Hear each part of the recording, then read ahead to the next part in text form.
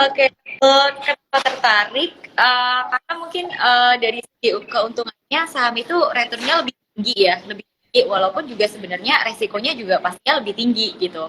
Terus juga keamanannya udah terjamin gitu dan uh, dengan mempelajari saham tuh aku juga kayak jadi belajar tentang mempelajari ekonomi makro kayak gitu sih. Terus sama yang aku tahu tuh investasi saham tuh modalnya nggak perlu gede gitu. Dari kecil pun sekarang udah bisa main saham gitu. Terus kita juga bisa nentuin waktunya apa nih, mau jangka pendek, panjang, atau mau menengah. Kayak gitu sih mungkin yang bikin tertarik belajar saham. Oh, Pak oke. Stefan, saya boleh nanya kembali, Pak, Boleh nggak dong, nanti? boleh dong, boleh. Ini Nah, ini kita mengalir aja, Ibu ya, iya, mengalir aja ya. Ya oke, oke, mengalir aja Pak. ya. Nah, aku penasaran banget sama Kak Alifa nih, boleh spill nggak, Kak, terkait dengan pengalaman investasi selama ini di NH Korindo gitu, kira-kira apa yang kakak pelajari nih selain apa namanya ekonomi makro dan lain sebagainya gitu, mungkin yang pengalaman yang mungkin bisa apa namanya langsung keinget gitu. Oke, nah kalau waktu dari pengalaman belajar sama NH ini, belajar saham tuh yang aku inget tuh kalau trading tuh sebenarnya aku nggak tiap hari Kak, soalnya kan Hmm. dengan segala kesibukannya gitu, misalnya masih kuliah dan lain sebagainya gitu. Nah, kalau di NH ini tuh aku tuh bisa ngelihat gitu loh kayak perusahaannya tuh yang bagus mana atau perusahaan yang terkenal mana. Nah, nanti bisa aku tanyain ke tim risetnya NH gitu. Nah, setelah itu baru dapat insight-nya gitu. Jadi Oh. sama pengalaman investasi di sini, NH itu membantu banget sih buat aku belajar saham. Oh, berarti Mbak Alifa punyanya saham ya? Apa mungkin ada reksadana atau obligasi, ori gitu Mbak? Reksadana ada, tapi saham juga ada. Oh, Sempat beli kayak BBCA gitu, terus MTEK, terus juga MDKA, MDK, ya kan? Oke. oh iya, iya, iya. Oh menarik banget ya. Nah mumpung ada Pak Stephen nih, saya mau nanya Pak ke Bapak ya Yes, Bu. gantian boleh ya Pak ya? Boleh, boleh, boleh. Nah, Oke, no problem. bagaimana Pak review dan insight pergerakan IHSG hari ini Pak? Sekaligus sebagai mungkin pengawal di minggu lalu juga ya Pak ya? Mungkin bisa Oke. di insight-nya Pak.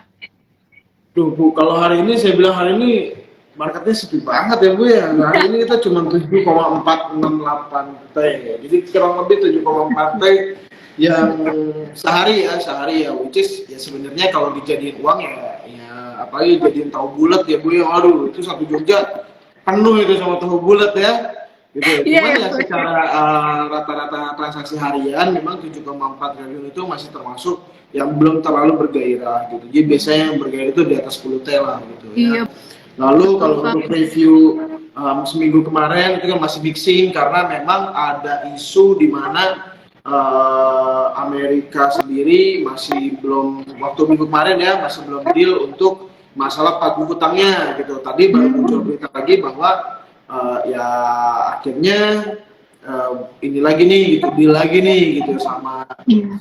parlemennya ya gitu. Jadi sehingga Iya. baru muncul tanda-tanda positif gitu. Lalu dari sektor yang lain ya, dari sektor yang lain saya harus nyontek dulu nih Bu ya.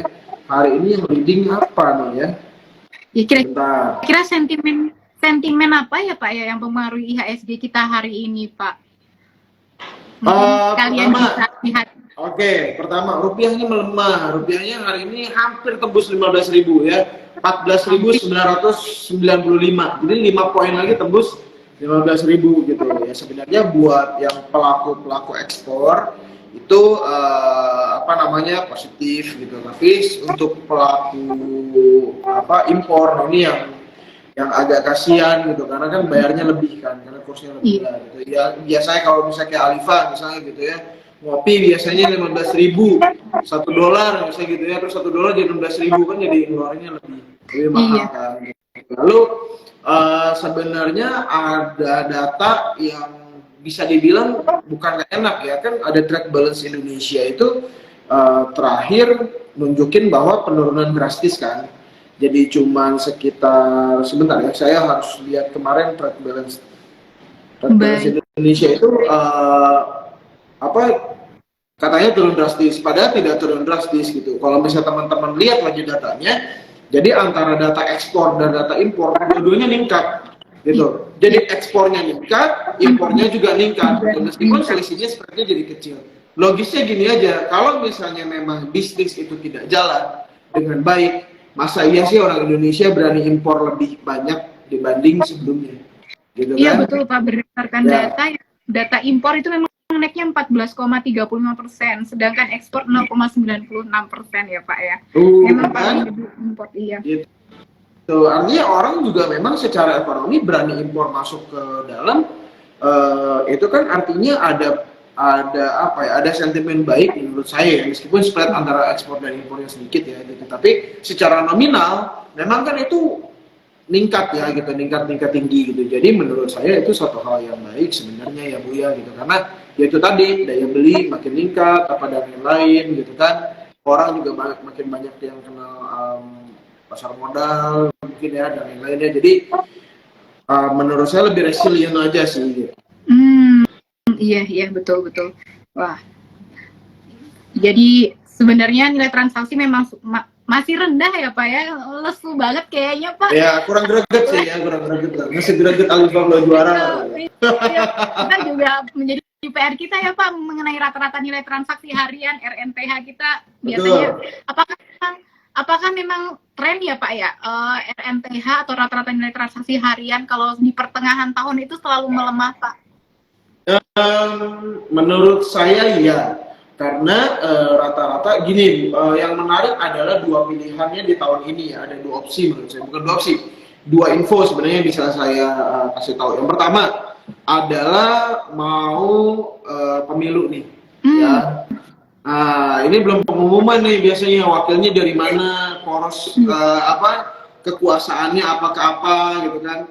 Jadi menurut saya beberapa dalam tanda kutip ya Bu ya, dana-dana besar pasti masih melihat arah kebijakan dari arah kebijakan dari pemerintah ini kemana gitu. Apakah memang secara ini ke apa namanya, ke pemerintahan yang lama nih jadi udah tahu gitu, atau bisa nanti ya jadi ada pemerintahan baru, jadi ya kita juga nggak tahu kan arahnya kemana gitu. Masalah ya gitu, itu masalah di yang pertama. Yang kedua adalah ini bulan Juni, orang biasanya nunggu laporan keuangan di batch akhirnya bulan ya. Karena Q2 kan laporannya keluar semua. Betul Pak. Gitu, laporannya Q2 semua. Yang Alifah kemarin pelajarin itu di SPM level 2 tuh Bu ya, masalah fundamental, itu biasanya keluar semua nih ininya, laporan keuangan perusahaan di Q2. Jadi kalau misalnya pertengahan tahun memang orang wait and see, betul juga gitu, termasuk saya yang masih cepat ya, bukan artinya ajakan untuk trading atau invest ya, ini enggak ya, cuman kita lebih ngelihat nanti kira-kira laporannya gimana. Kalau laporannya bagus Q1 Q2 dan hasilnya memang spreadnya jauh gitu kan, kita udah bisa melihat Q3 Q4 perusahaan-perusahaan TBK ini sulit nggak ngejar target mereka buat bertumbuh dibanding tahun lalu. Kalau misalnya nggak terlalu sulit, saya rasa sih harusnya bagus ya. Gitu. Iya, semoga ya Pak ya kedua. Iya. Gitu. Hanya tunggu timingnya aja Pak terkait dengan efek dari pemilu ini ke depannya. Betul. Baik, kembali lagi nih ke Mbak Alifah Pak ya. Saya mau nanya nih, sebagai pemula, Mbak Alifah ya, investor pemula gitu kan, sekaligus banyaknya kegiatan kakak saat ini gitu. Gimana cara Kak Alifah ini buat manage waktu untuk bisa pantau atau pilih-pilih emiten yang cocok untuk investasi? Kan tadi sempet nih dibocorin sedikit kayak Kak Alifah tuh pengen beli BBCA atau lain sebagainya. Kira-kira pertimbangan dan gimana cara kakak terkait dengan memanage waktu dan juga memantau pilihan emiten? Oke, nah kalau buat bagi waktunya sendiri kan, kalau misalnya di pasar saham itu kan dia udah ada jamnya gitu kan, dan kuliah itu kan biasanya ada waktu nya. Biasanya kalau misalkan itu aku selalu kayak lihat-lihat saham, terus abis itu aku coba tuh buat konsul sama tim NH gitu. Biasanya kayak langsung dikasih tahu kayak, oh sahamnya yang lagi bagus ini nih gitu, coba beli gitu. Jadi biasanya kalau misalnya untuk beli atau mungkin jual tuh aku tuh lebih ke konsul dulu Kak sama tim NH gitu, karena kan aku sebagai pemula ya, jadi supaya kayak lebih aman juga dan nggak cut loss-nya banyak lah istilahnya. Yeah. Kayak kayak belajar sih buat nganalisanya sambil dibantu dari tim NH. Kalau bagi waktu senggang gitu sih, kalau misalnya di waktu senggang pasti aku kayak selalu ngecek, oh ini naik nggak nih, turun nggak nih, selalu. Wow, keren banget nih Mbak Alifa nih ya, sudah melek investasi sejak dini, apalagi investasi saham. Ya Pak Steven ya. Betul, betul. Ya Kemudian, buat kita nasabah-nasabah seperti Mbak Alifa ini memang bisa dibilang pakai komplit lah ya, prestasi punya, Keren banget. ini punya, gitu-gitu. Jadi memang kenapa kemarin kita, ayo Alifa belajar konsep bunga gitu-gitu ya, kita kasih tahu gitu kan bahwa ini step-stepnya gini ya, ternyata ya mudah-mudahan berkenan. iya keren banget nih Pak. Kemudian Pak Stefan lanjut lagi ya Pak kita ya Pak. Nah kalau secara teknikal ini Pak, untuk potensi pergerakan IHSG ke depannya, apakah akan ada proses progres ke area berapa aja untuk selanjutnya Pak? Oke. Sebenarnya ini menarik sih Bu, menurut saya ya Bu ya, karena IHSG-nya kan lagi bikin secara minor lagi bikin polanya pola downtrend gitu ya. Nah, terus gimana gitu kalau masih pola downtrend ini? Nah, pola downtrend ini sebenarnya saya selalu mengharapkan IHSG-nya balik ke support di 6.570-an lah ya. Itu kan support kuat nih ya menurut saya gitu. Tapi kalau misalnya dia balik arah 6.664, biasanya harusnya dia udah bisa pullback gitu ya, untuk balik arah jadi uptrend, semoga ya gitu, karena data-datanya di kita kan banyak positif yang menunjukkan hasil positif kan gitu. Jadi saya ya harusnya kalau misalnya memang itu dijebol ya bisa jadi nanti ke 6.500-an dulu ya baru back lagi gitu. Tapi menurut saya sih IHSG-nya udah terlampau murah ya gitu. Yang lain kan market lain kalau nggak salah udah all time high ya. Kita aja yang belum all time high nih. Jadi semangat nih para investor. Oh iya. Kemudian Pak, untuk top gainers dan juga top loser kita hari ini mungkin bisa di-spill Pak. Saya kebetulan belum sempat tadi Pak, baru datang masuk kamar hotel terus langsung. Sorry ya Bu, Ibu kayaknya dikejar-kejar banget ya Bu, mohon maaf ya Bu. Nggak apa-apa Pak, kita justru seneng banget loh Pak kalau banyak yang ngajain live kayak gini, kan bisa anywhere, anytime kayak gitu ya Pak ya. Oke, kalau teman-teman lihat dari ininya ya teman-teman ya, sebentar ya, aktif. Di sini sih ada beberapa yang memang saya sebutin, misalnya contohnya kayak ada konstruksi jadi leaders ya, Adikarya, lalu ada Wika ya, terus saya nggak tahu ini Raja udah masuk L45 atau belum, kayaknya belum deh. Sepertinya belum sih. Lalu ada, ya semua sektor konstruksi rata-rata naik ya. Naik ya Pak di hari ini ya Pak. PTPP, ADI ya ini naik gitu. Lalu ada sektor properti juga nih, BSDE ya gitu-gitu. Lalu ada ISKP juga yang naik, ada SMA juga yang naik gitu ya. Lalu ada SMRA. Jadi terakhir Mbak Arto kayaknya agak lain. Tapi menurut saya sektor properti dan juga sektor konstruksi hari ini leading betul. Baik, Mbak Alifa, BTW boleh lo nanya kira-kira gimana kinerja saham ini Pak Steven gitu, nggak apa-apa loh ya Pak ya. Ya. Boleh. Yang punya gitu boleh. Boleh. Kira-kira Mbak Kak Alifa ini mau sudah berinvestasi di saham apa aja ini, Kak? Kalau sekarang ada MDKA, terus abis itu kemarin sempat BBCA, terus JPFA, sama apa ya kemarin SMGR.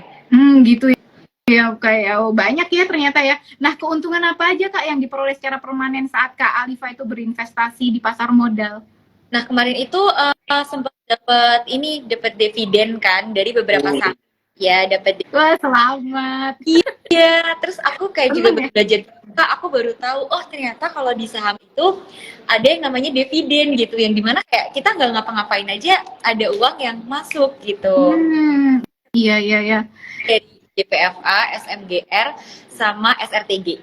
Gitu. Oh, banyak dong ya, Mbak ya. Berarti lebih menguntungkan investasi dibanding kita sekedar nabung ya? Benar kan Iya. ya? Iya, benar. Tapi sebenarnya memang goals-nya berbeda sih ya Kak ya. Kalau nabung kan kita saving ya, tapi kalau investasi kan kita mengembangkan dana yang kita punya.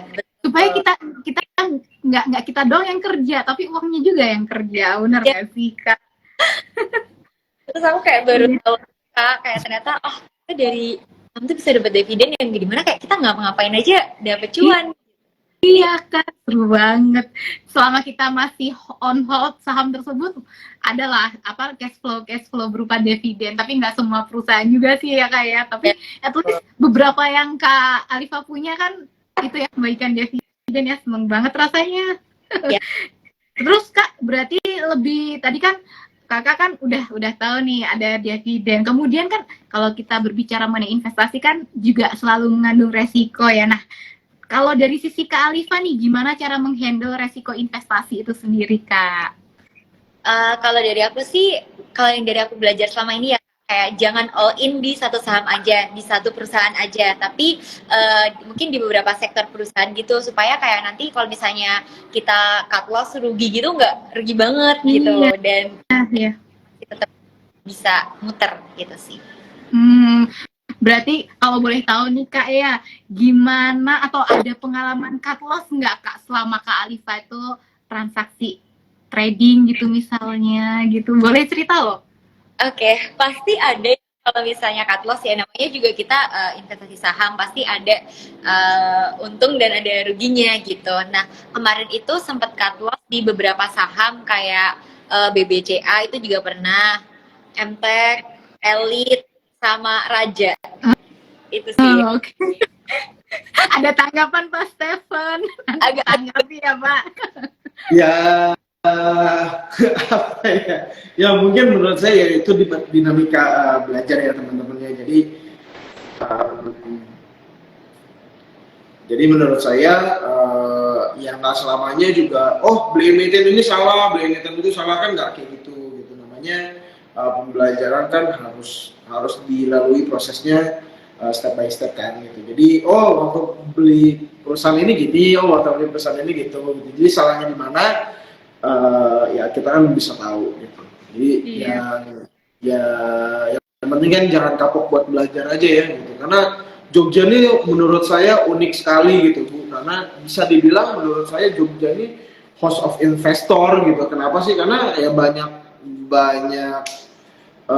trader ya, atau misalnya banyak beberapa rekan saya juga memang yang berasal dari Jogja yang jadi trader maupun investor yang luar biasa gitu.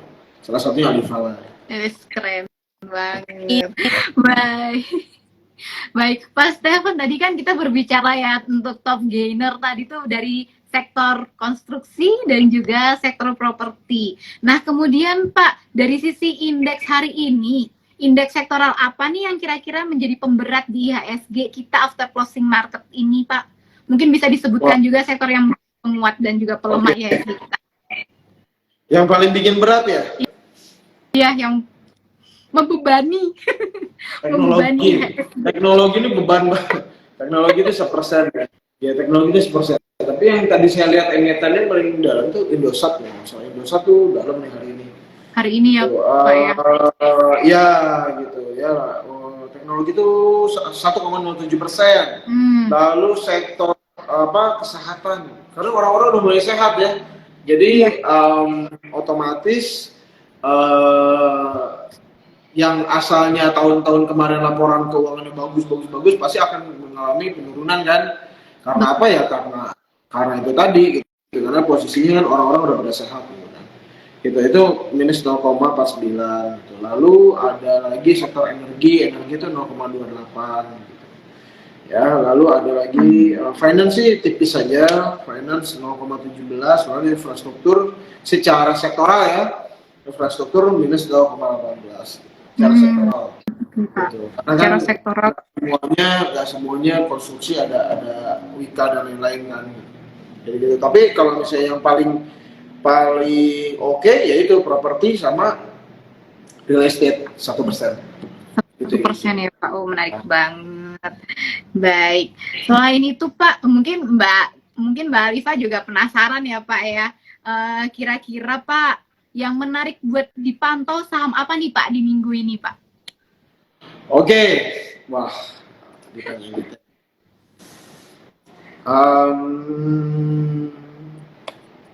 Sebentar ya. Saya tuh dari kemarin tuh sebenarnya, udah naik nih. Kemarin tuh saya sempat lirik PTBA waktu sebelum RUPS ya, ternyata udah naik. Udah naik ya Pak untuk PTBA Udah ya? naik. Karena dia aneh, agak anomali sih Bu, belum dividen tapi udah gap down gitu. Nah jadi kayak, Iya. ini kok masih ini gitu ya, masih di bawah sih menurut saya.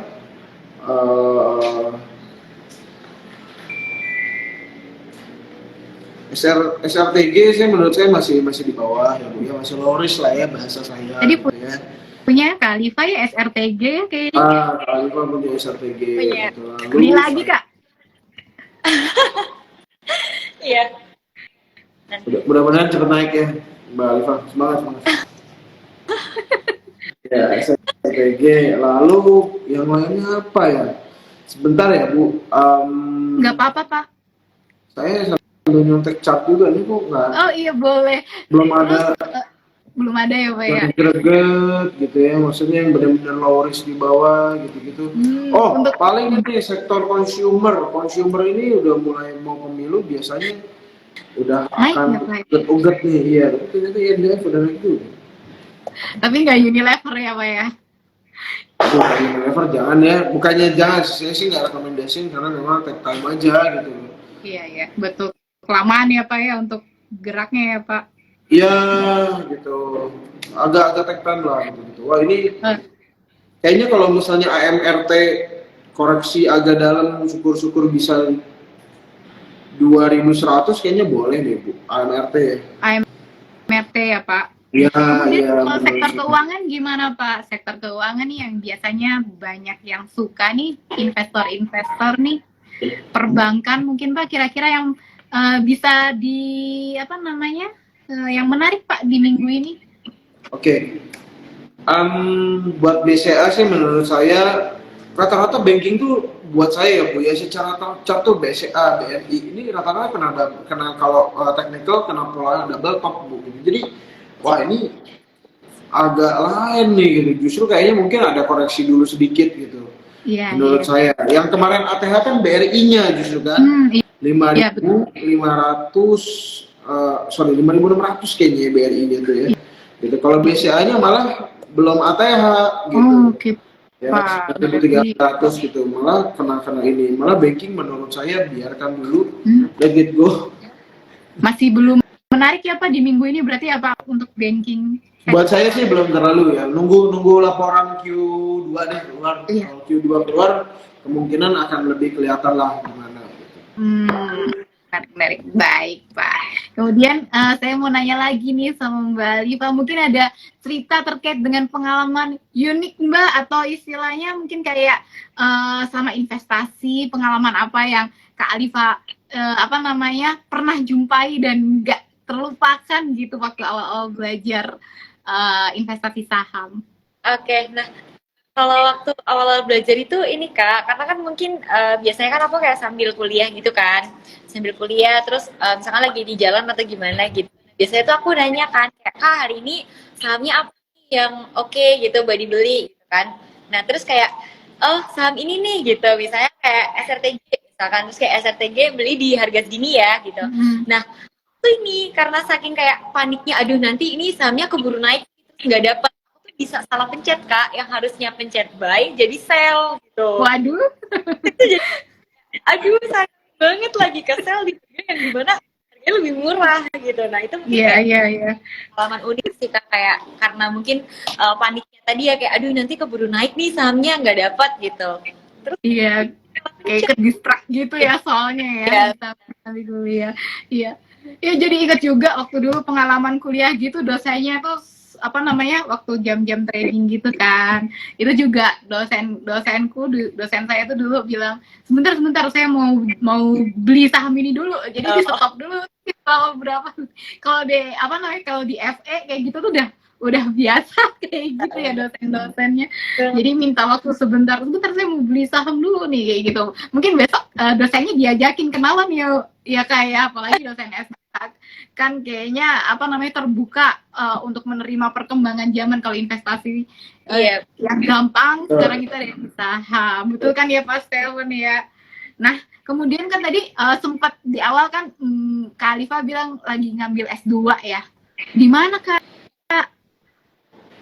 Di UGM. Oh S2 ekonomi atau apa? Psikologi kebetulan. Oh keren banget ya, psikologi ya. Nah, aku mau nanya nih, kalau terkait dengan psikolog gitu kan, dari sisi peran psikologi, gimana cara Kakak Alifa ini mengelola emosi yang benar ketika ingin mengambil keputusan investasi di pasar modal, Kak? Oke. Keren banget sih soalnya. Nah, sebenarnya kalau gimana mungkin karena kayak misalnya kayak belajar psikologi gitu ya, terus ngaruh nggak gitu ketika kayak belajar saham gitu. Mungkin dari segi saya kayak lebih ngelatih sabar gitu. Terus kan ada yang namanya FOMO ya gitu, kayak missing out gitu, pokoknya kayak ketinggalan lah ya dari anak-anak yang lain gitu. Nah mungkin belajar kayak lebih sabar. Terus juga kalau misalnya kita beli sesuatu tuh kita berani gitu loh ngambil resikonya gitu, berani ngambil resiko. Terus juga jadi nggak kayak serakah gitu. Apa ya serakah tuh bahasanya, kayak gitu ya, kayak apa beli ya.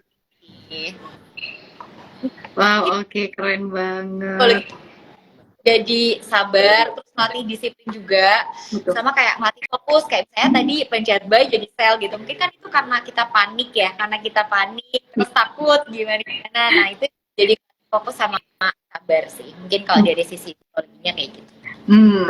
Terus sejauh ini ada kesulitan nggak Kak yang dialami gitu selama investasi atau trading gitu Kak?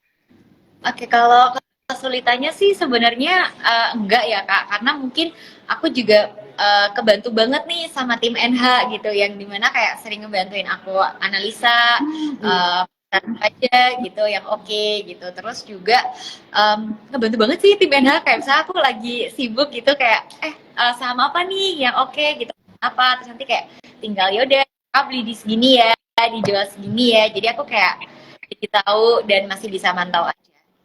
Jadi kayaknya iya betul, keren banget.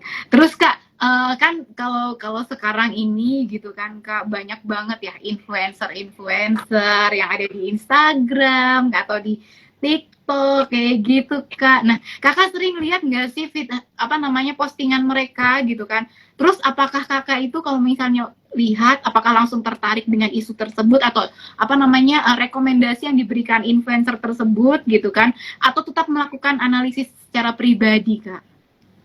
Kalau dari aku sih tetap analisis ya Kak, jadi nggak nelan mentah-mentah apa yang ada di internet gitu, apa yang ada di sosial media, misalnya kayak perusahaan ini loh bagus gini. Kalau aku sih tetap analisis pribadi, dan juga ditambah tadi aku selalu kayak nanya oke nggak nih gitu ke timnya kan yang ngebantu aku banget, karena kan aku juga masih kesulitan ya buat analisis sendiri gitu. Jadi kalau ada info ini oke nggak gitu buat gitu, kalau misalnya kayak oke kok Kak buat dibeli, ya udah aku beli gitu. Tapi aku tetap sih bakal analisis sendiri, nggak mungkin kayak tiba-tiba langsung nelan mentah langsung tiba-tiba beli sendiri gitu, enggak. Iya ya, jadi emang itu ya, timnya NH Korindo ini sangat membantu ya Pak Stefan ya kepada teman-teman investor.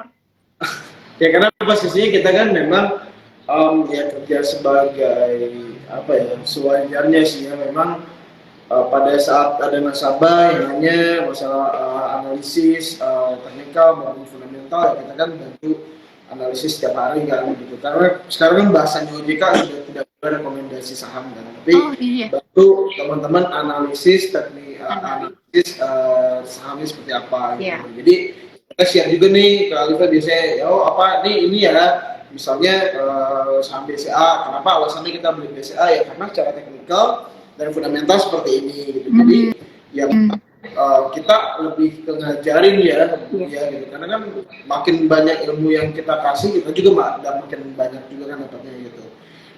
Dan kenapa waktu itu kita milih barang Alify itu yang salah kadang-kadang mindset dari anak-anak zaman sekarang sih menurut saya ya Bu ya gitu. Meskipun buat mereka-mereka ini sesuatu hal yang masih agak awam gitu ya.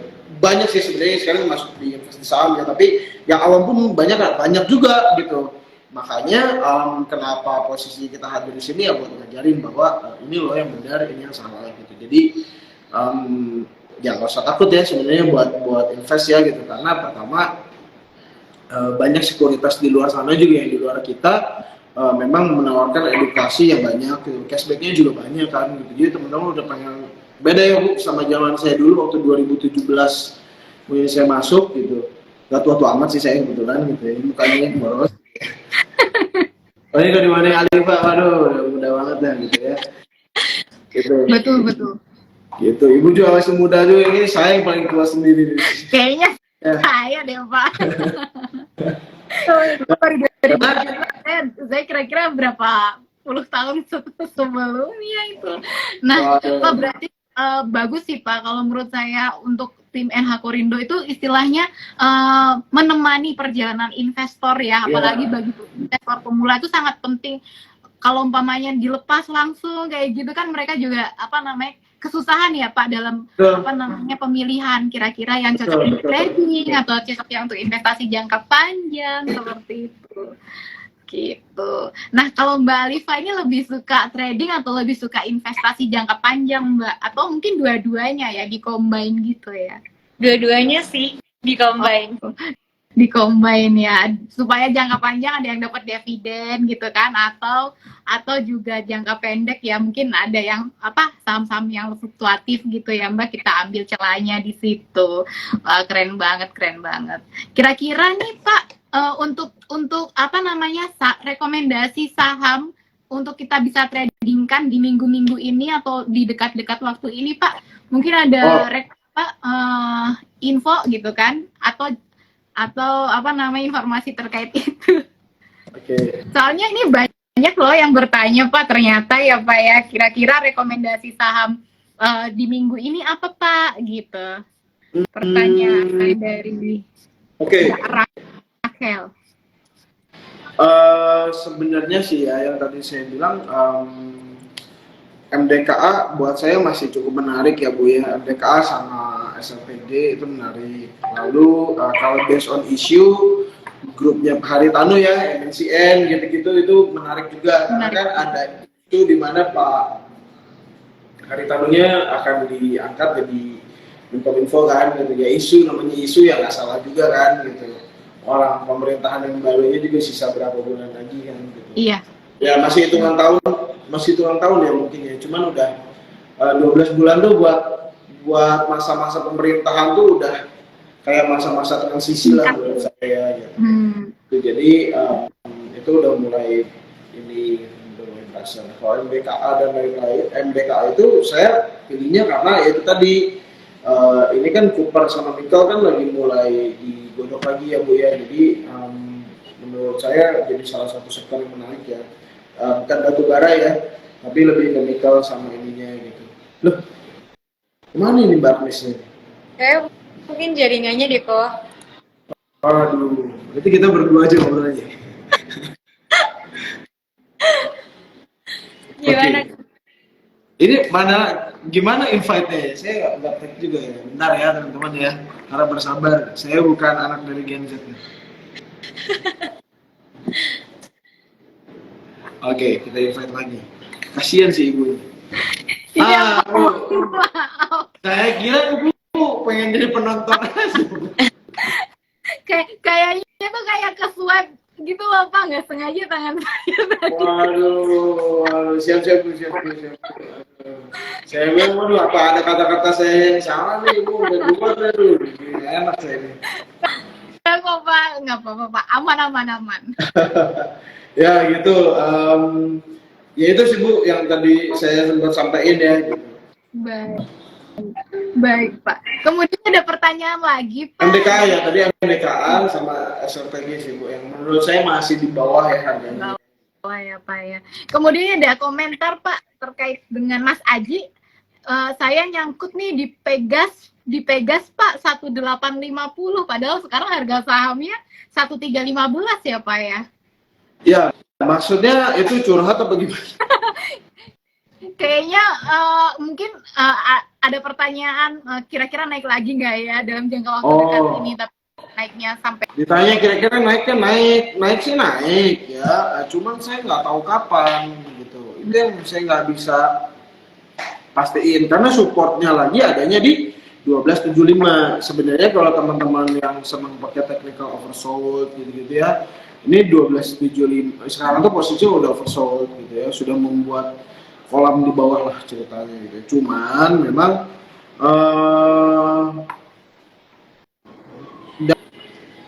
jangka waktunya kapan saya nggak bisa tahu sih, ini jangka waktunya kapan itu sih. Oke, Gitu. Pak. Jadi 1275 ya, ini kalau misalnya mau ya fresh down aja ya, kalau misalnya memang lebih gitu ya, lebih banget ya, uangnya lebih banget ya, jangan Pak saya sisa buat makan di kosan 500.000 nih Pak, gimana, jangan gitu ya. Oh iya juga sih ya, Pak ya, benar. Oke, Pak. Nah, kemudian Pak, ini pertanyaan terakhir untuk Pak Stefan. Ini kan udah masuk tengah tahun ya Pak ya, udah masuk tengah tahun. Nah, so far gimana pandangan Pak Stefan terkait kondisi market Pak setengah tahun ini? Wah, menurut saya sih cenderung lebih ke sideways ya Bu ya gitu. Kenapa sideways? Karena itu tadi sentimen dari luarnya banyak yang nggak bagus ya, betul gitu ya. Kalau teman-teman lihat dari awal tahun ya, dari awal tahun ya IHSG-nya malah minus ya kalau dibanding sekarang ya. Awal tahun kan IHSG-nya kurang lebih 6.800-an. Iya. Ya, betul. Close bahkan di 6.850, sekarang 6.600, malah jadi turun kan gitu. Nah, kenapa bisa kayak gitu? Ya karena itu tadi gitu. Pertama, menurut saya Bu ya, sentimen makronya ini banyak yang kurang baik gitu ya. Kayak misalnya waktu itu harga-harga bahan baku cenderung tinggi ya karena ada kenaikan minyak dan batu bara ya di Rusia gitu-gitu ya, sehingga impactnya ke global gitu itu ada. Lalu isu apalagi waktu itu kalau nggak salah Europe hampir resesi ya kalau nggak salah waktu itu ya. Iya.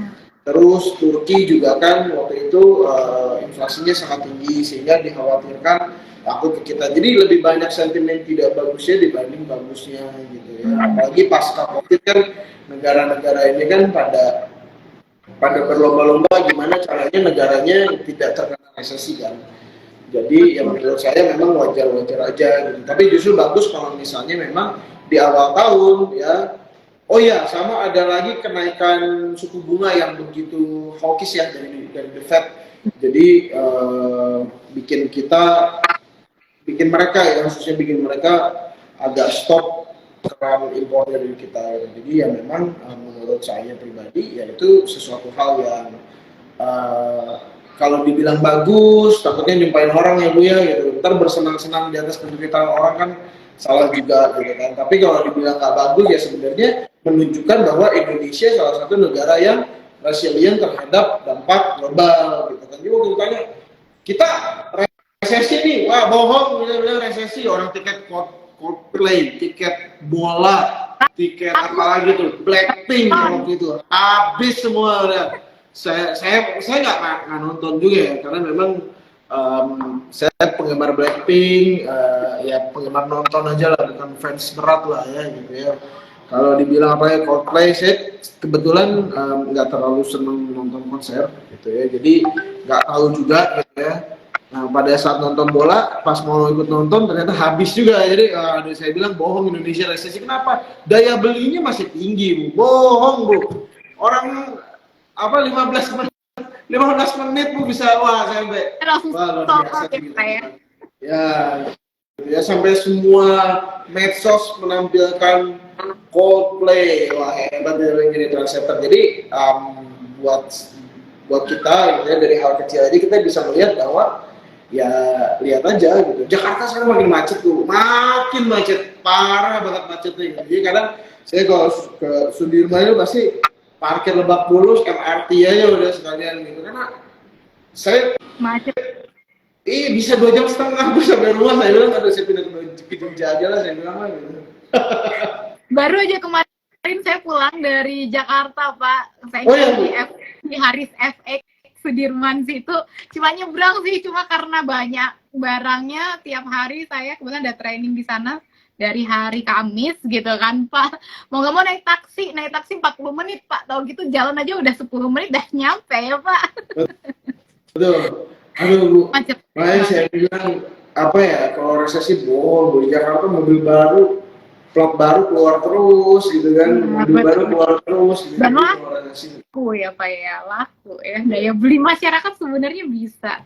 BTW Mbak Alifa ini udah war tiket apa nih kemarin? Waduh, jadi ceritanya sebenarnya kan pengen ya nonton Argentina nih sama timnas. Ya. Cuman karena lagi UAS, lagi ujian. Terus kemarin kalau Coldplay sih emang belum kepengen sih kan. Udah nyangka sih kalau Jakarta pasti nggak bakal dapet tiketnya gitu. Tadi temen aku cerita sih beli Singapura dia dapet gitu. Nah Singapura kayak 5 hari. Ya, Dan 5 hari. gila sih, keren. Dan lebih murah tiketnya Mbak. Iya betul, di sini. Betul. Betul. Betul. Jadi dibanding nonton di Indo kayaknya lebih enak di Singapura ya. Iya, enak di Singapura. Kalian jalan-jalan ya. Oke, Mbak Alifa, saya mau nanya nih Mbak, apakah ada fitur favorit Kak Alifat di aplikasi Nike NH Korindo yang memudahkan Kak Alifa untuk trading? Banyak sih, beberapa ada menu ordernya ya, buy and sell. Terus juga warnanya tuh cerah gitu loh Kak, menarik. Terus juga aplikasi Nike tuh menurut aku user friendly ya, apalagi dengan mula gitu. Dan aku baru beberapa kali menggunakannya aja udah familiar gitu. Jadi menurut aku banget. Terus juga ada stock price, itu bisa lihat intinya kayak info-info fundamental perusahaan itu. Nah itu menurut aku kayak fitur-fitur favorit dari aplikasi Nike. Yang bisa membantu Kak Viva ya untuk itu apa namanya proses pemilihan dan kapan waktu jualnya. Baik, nah terakhir nih untuk Kak Viva, Kak Alifa ya, boleh dong dikasih saran atau tips dari kakak buat teman-teman yang baru mau mulai belajar investasi nih yang lagi ikutan join di live IG kita.